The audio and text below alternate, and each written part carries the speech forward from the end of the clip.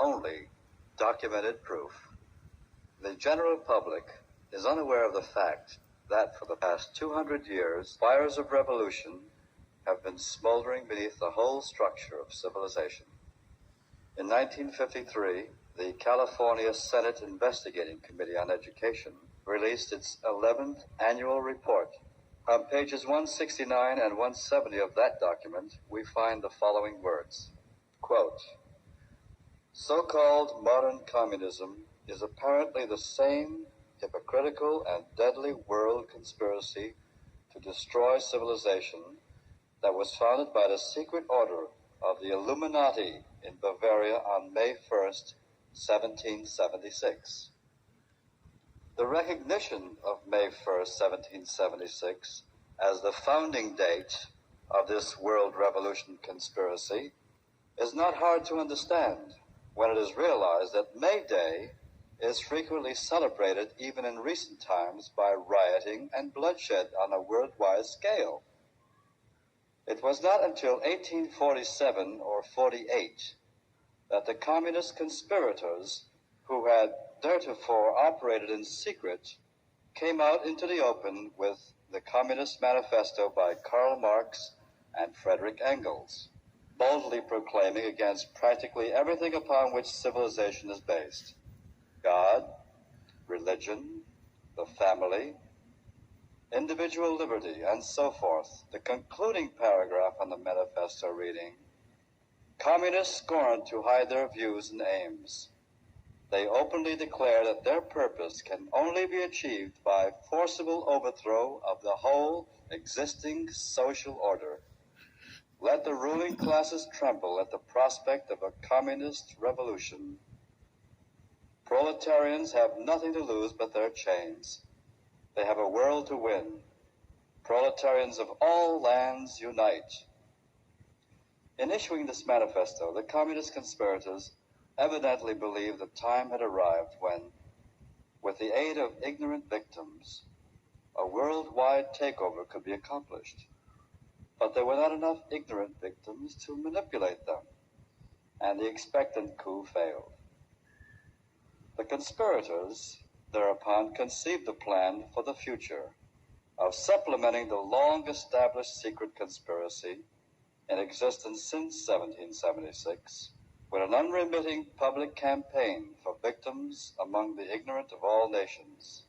And in an attempt to hide from view the underlying hypocritical conspiracy existing since May 1st, 1776, it was decided that, in such public campaign, the Manifesto of 1848 should be heralded as the founding date of communism, and Karl Marx falsely proclaimed as its author. So wrote the elected members of this California State Senate Committee in 1953. Here and there, lone voices have been raised to alert the world to the imminent dangers from this satanic conspiracy of the forces of darkness. Their voices have largely gone unheeded, and even many leaders of the so-called anti-communist movement have failed to grasp the staggering realities of this conspiracy within the conspiracy. One who saw the total picture was Commander William Guy Carr. This recording was taken from a speech delivered by Commander Carr in Chicago in 1958, a few months before his death. It was not Carr's intention to document the whole history of the Illuminati conspiracy in this speech, since a great many books had already been printed on the Illuminati, the world revolutionary movement, including his own books, Pawns in the Game and Red Fog over America. In this speech, Commander Carr sets forth the basic philosophical concepts behind the greatest mystery of all time, the revolutionary attempts to overthrow all governments and all religions in order to enslave the whole human race under a super one-world government ruled by satanic despotism.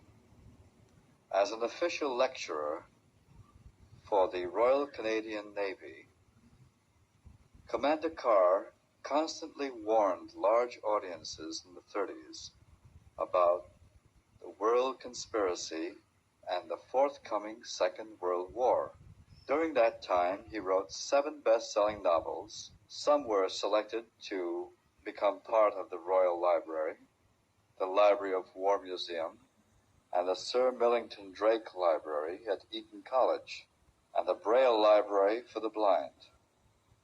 Carr's most widely read book, Pawns in the Game, is considered by most historical experts of the Illuminati as the most comprehensively documented book ever published on the Illuminati. The sound on this recording is primitive, due to the fact that it was placed on tape in a large meeting hall. However, despite the sound quality and other technical shortcomings, the facts contained in this speech are of such significance that it is reproduced exactly as it was given. Carr's speech will be interrupted occasionally by this narrator, who will insert salient comments on what Carr has said in order to highlight certain particularly significant parts of his message. This recording is not meant to entertain the listener. It is an historical recording of great importance about a conspiracy that has lasted for thousands of years. Numerous books have been written on the subject of the Illuminati, and it has been referred to by such men as George Washington, John Adams, and Abraham Lincoln. A list of books for the listener who wishes to pursue this subject will be found on the liner notes on the back of this record. I would like to present to you a speaker that has given much of his life for the welfare of humanity and to studying